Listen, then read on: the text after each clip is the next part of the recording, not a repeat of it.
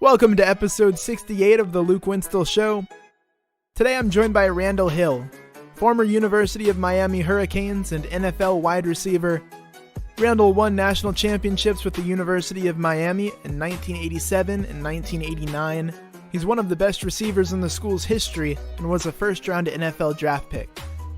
He played 7 years in the league, then retired to go into law enforcement, and has recently run for Congress in Florida. On the show today, we talked about his journey to the NFL, favorite memories, and life after football. Now we'll dive into the interview. Randal, thank you for joining me on the show. How are you doing today?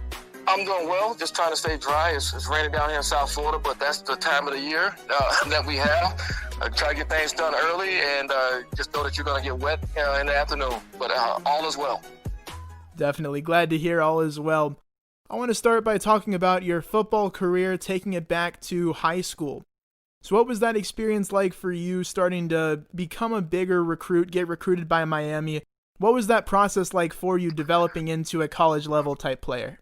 Well, a lot of people don't understand or even know that one of the keys of life is learn how to cope with change. And like you said, going from high school to college, that is a change. But I had an additional change in my early on in my athletic career because I was recruited as a defensive back. I was an All-American defensive back. My junior year, I had 11 interceptions in 1 year. So, going through that process, my parents made sure that, I kept my head, kept my wits, because it was all about being a student athlete, not an athlete's student. I'm the son of a retired high school principal. My mom's a retired teacher. And so, I always stayed focused when it came to sports, being in the community, and also schoolwork. So when I was recruited, I would come home every day. They have different rules now. And I would have 5 or 6 different major schools sitting in front of my front door waiting to talk to me. And I would literally walk right past them and say, okay, go talk to my parents. And then once you finish talking to them, if it's okay, then they will let you know if you can talk to me. And I think a lot of the younger student athletes and tomorrow's leaders need to understand that should be the focus. So going to the University of Miami, literally one day Jimmy Johnson came up to me and said, "You know what? Go play wide receiver." Now, a lot of the young adults today who want to be athletes, they would probably be upset about that. I play defensive back and I'm an All-American. I'm a Adidas All-American. Well, you're a student athlete and you sign a contract to play as an athlete, not as a specific position. So you need to do what your coach asked you to do. So that's exactly what I did. And I guess from there, I was able to run through tunnels. Definitely. So why do you think Coach Johnson decided that wide receiver was a spot for you? Because it seems like that worked out well and he was pretty right there. Well, when you look at Coach Johnson, he did that back in the day. The University of Miami did that back in the day. Like I tell a lot of people now, it's not recruiting 5-star or 10-star or 8-star athletes. It's recruiting individuals who don't believe in failure, who believe in winning and winning with style points. And Jimmy Johnson, like for example, he wasn't a running back when he was in high school. He played on the opposite side of the ball. He played defense. He was a defensive lineman. So, again, Jimmy Johnson knew how to get talent, how to recruit talent, but he also knew how to recruit an attitude that maintained the desire to be the best. I'm curious, if you were in a position to where you were recruiting guys today, would you throw out the stars and ratings and the 24/7 sports and rivals rankings and just go off of eye test, or how would you do it? Yeah, you have to go. I wouldn't go off of stars and these recruiting magazines because that's one person's opinion. And yeah, times have changed. I get that, but still, if I'm a recruiter or if I'm a position coach or even a head coach, I want to surround myself with individuals who believe in winning, and not all the time. Necessarily when you're looking at players, and I can go down the list. Russell Maryland, who was the first pick of the draft, He wasn't. I don't even think he was rated on the star system. Look at Cortez Kennedy, who's in the NFL Hall of Fame. He had to go to a junior college first. So no, what you should do is you go out, you use your eye test, you use your ability to locate talent, and then the interview process should seal things up with who you should recruit or who should be on your team. Because when you're talking to a player or a prospective player, when you're talking to that player's coach and that player's family, you should have a good understanding as to if that person fits into your scheme or not. Well, now that we're talking about recruiting, I know that with you being a big-time recruit, there had to be some kind of hype, but how does it differ from a guy that may be in a similar spot or a similar ranking, an All-American guy today? Well, because of the event of social media and how the computer, and we didn't have that back then. We didn't even have cell phones back then. So it's a little bit different today. So I think they get a lot more exposure today, but it still does not. To me, I don't think that should intervene in what a coach's job or a recruiter's job is. Coach Johnson had a great plan, and he stuck to that plan.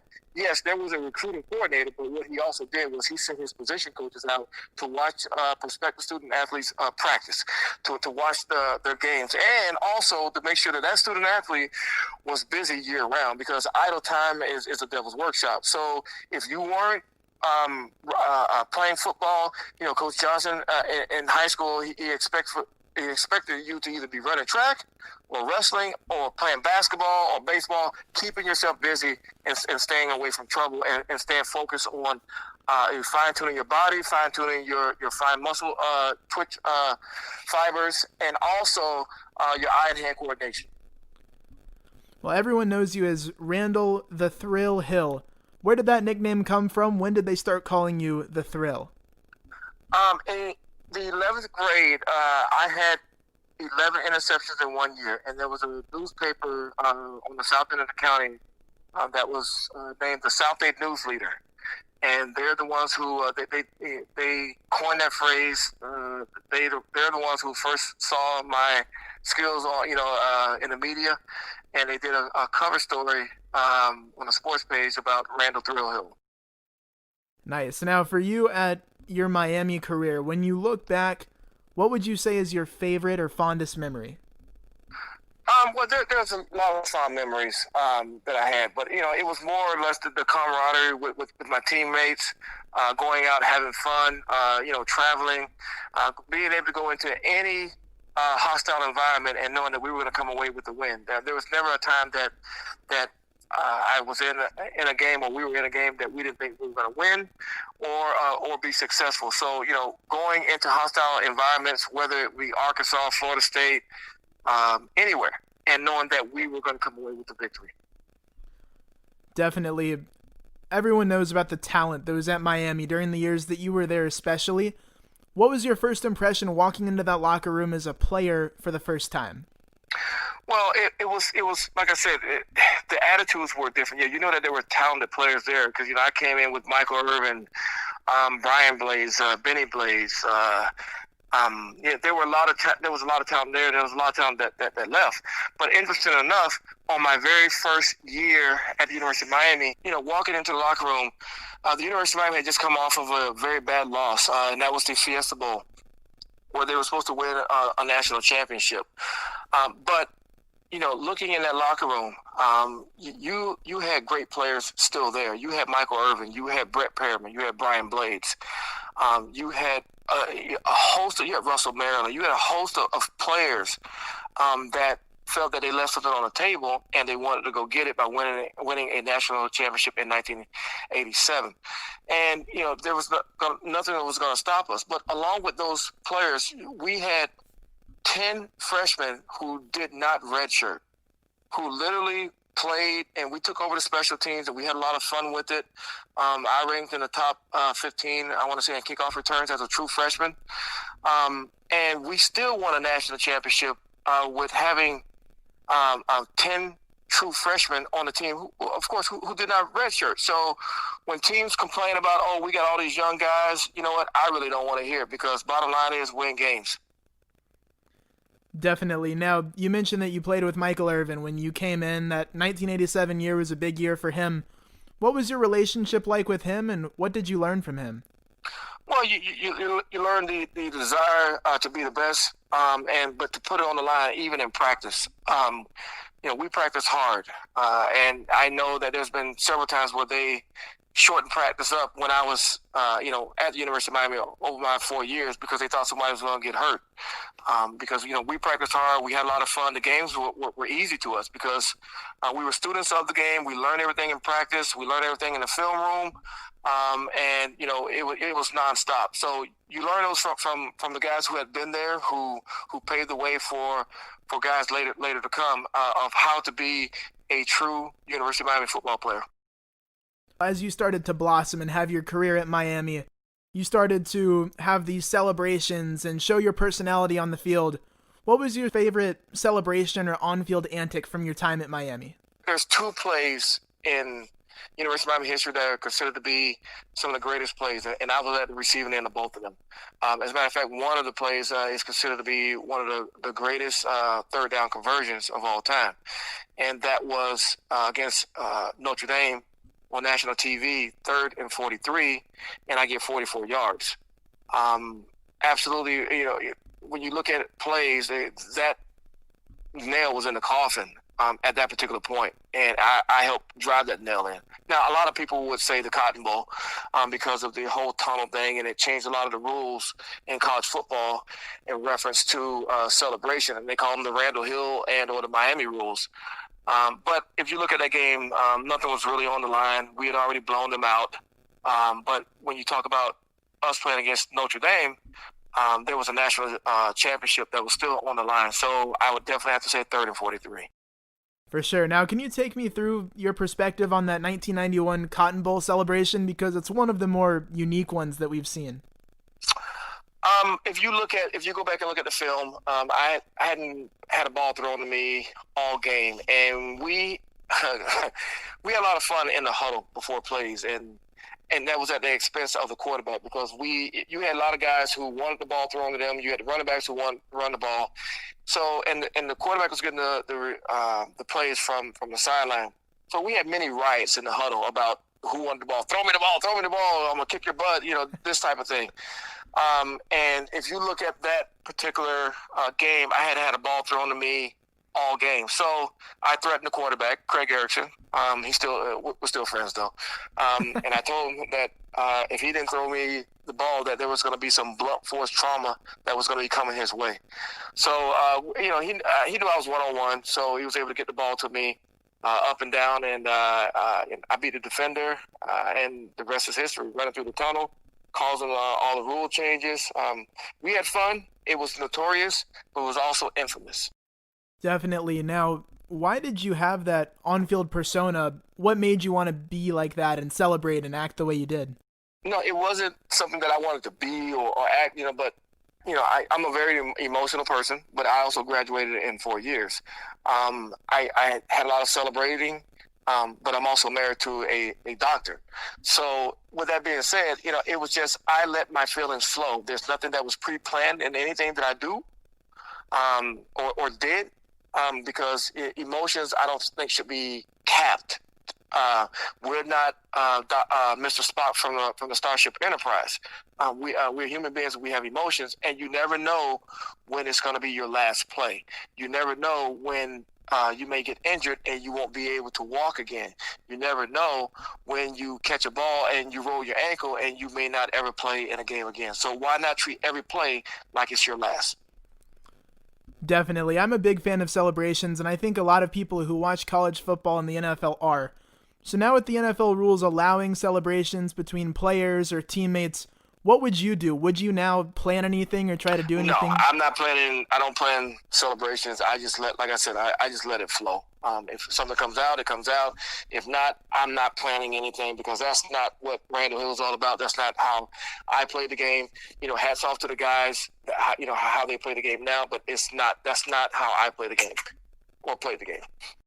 I'm wondering at the University of Miami, when you played, there was all of that swagger on one sideline. So how would you describe the environment during a big game on the Miami side? Well, it was business. It was very business as usual. There was not a lot of rah. We didn't have a turnover chain and all this other stuff, which is fine if that's what they want to do now. But it was about business. It was about going out and winning games and knowing the game plan and to win games, but win them with style points. But it wasn't something like, okay, well, we're going to plan this. That's just not the way it is. That's not how we approach the game. Do you like the turnover chain? It's I can take it or leave it. It's not a big deal to me. I think that, but and I like that Manny is trying to give the guys something to strive for. But I also like what Butch Davis said. Someone asked Butch Davis, what would you give your student athletes or your players if they had a big play or a big hit or a big turnover? His response is, I let them keep their scholarships. And that's right out of old school University of Miami playbook. Yeah, we're here to have fun, but you know what? You're here on scholarship. You have a job to do. We have a job to do. And because you got to understand, a scholarship, and you look at the contract, it's 1 year renewable. So your job is to make sure that contract is renewed, and it's not by necessarily a turnover chain or a backpack or whatever. It's to win games and win national championships. Well, you put together a fantastic career at Miami. That's no secret. What was your draft day like, being a first-round pick? It was a big day for me, and it was a culmination of a lot of hard work, coming to an end, and then something else beginning. But it was good to see my parents happy. I'm not one of those. I wasn't one of those student athletes who was underprivileged. I always had everything that I needed. I grew up in a nice house and with a pool and everything. So my parents gave me everything that I needed to succeed. So if I failed, it was going to be my fault. So I was happy to see my parents be able to say, job well done. Well, in the NFL, you were traded after one game. What's the story behind that? People say that it was because I held out, which is not the case. Yes, did I hold out? But, I played in 4 preseason games because the Miami Dolphins back then played in 5 preseason games because that's when they actually had the game over in Japan. So, but what happened was Mark Clayton, who was was a legendary receiver, it was suspected that he was not going to play that year because of an injury that he had. But in that very first game against Buffalo, he had over 200 yards in receiving. So they didn't really need Randal Hill. So it's part of the NFL. It's part of work. It's part of the business. So therefore, I was traded for $1 million and a first-round draft pick. Not a big deal, so you just go on about your business. Definitely. Now, I know for some guys, being traded after one game, they may not have been as happy about it. I don't know, but you eventually came back to Miami, so what went into that decision for you? Just what it wasn't that because it was Miami. It was just the team that offered me the best contract. It's called business. It's NFL and it's sports, but to players, it's a business. Who's going to offer me the most amount of money? Plus, state of Florida doesn't have any state income tax, so it was the right fit for me. What would you say was your favorite story from your time playing in the NFL? Being able to when I played for the Saints, and Mike Dicker was the head coach, catch a touchdown pass to help him beat the Bears, his former team. That was nice. I had fun in the NFL, but I kept my feet underneath me, and you got to understand that NFL is not life. Life is not sports. It gives you a jump start on life to help you get on about your business, and that's the way I approached it. Well, eventually you came into life after football. You chose to get into law enforcement. What was that path like for you, transitioning from football on to there? It's very easy because a lot of people don't understand that, law enforcement is very similar to sports. You're working in team settings. You're working towards team goals. You're working with one another to achieve team expectations. Now, one may be winning championships. The other may be, protecting the community and or the country. But it's still, it's you still got to be hyper. You still got to be, in front of the public and know how to conduct yourself. or you should know how to conduct yourself as a gentleman and be able to talk to people in different environments. So then you go from playing football to law enforcement, working your way up there. You decide to run to be in the U.S. Congress. So how did you get into politics, and what went into that decision for you? Well, as a federal agent, I've always wanted to do more for the community, and I felt that going into politics, I could do more for the community. It didn't work out for me.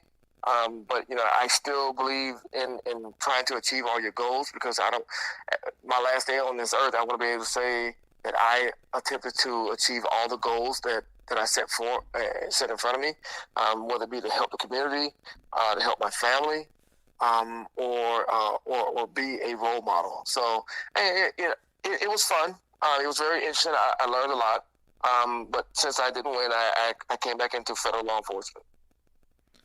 Would you ever think about running again? I don't know. Right now I'm focused on my job. I'm focused on my career. I got 5 more years until retirement, and I'm focused on my family. I got a child going off to college, so that's my focus right now.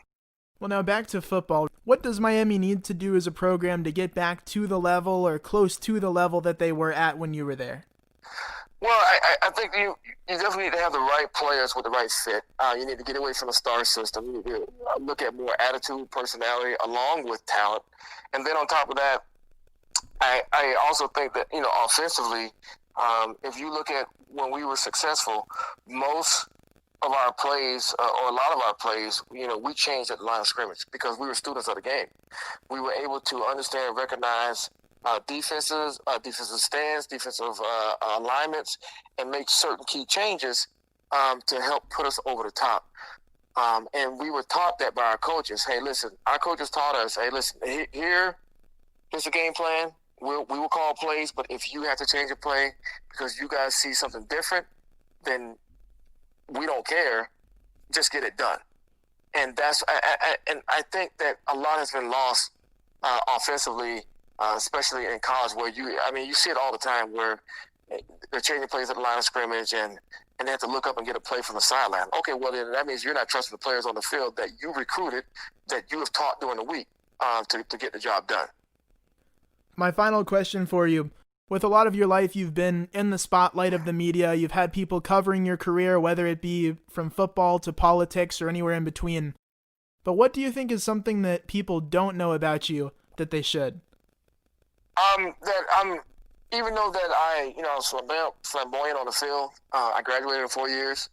I've never been arrested. I stayed out of trouble. I'm a federal agent. My wife's a doctor. She's Phi Beta Kappa chemistry. She finished a math minor when she was in middle school. That I keep smart people around me.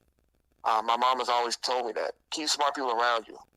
Because when you're around good people like that, usually it rubs off on you. So if you want to be flamboyant on the field, that's fine. But make sure you get something in your head. Make sure you conduct yourself as a young lady, as a gentleman. If most people see me when I'm out in public, especially if I'm getting ready to do something that is media related, I'm usually coat and tie. I don't let my pants hang off my butt. And I believe in listening to my parents. Well, Randal, that's all the questions I had for you. Thank you so much for your time. I appreciate you coming on the show. Not a problem. Thank you. Thank you again to Randal for joining me on the podcast. Next up on the show, I talked with Kawasi Reeves, class of 2021 Florida basketball commit. He's a 4-star shooting guard out of Macon, Georgia, and one of the top 50 players in the country. That concludes this episode of the podcast. I'm Luke Winstel. Thank you all for tuning in.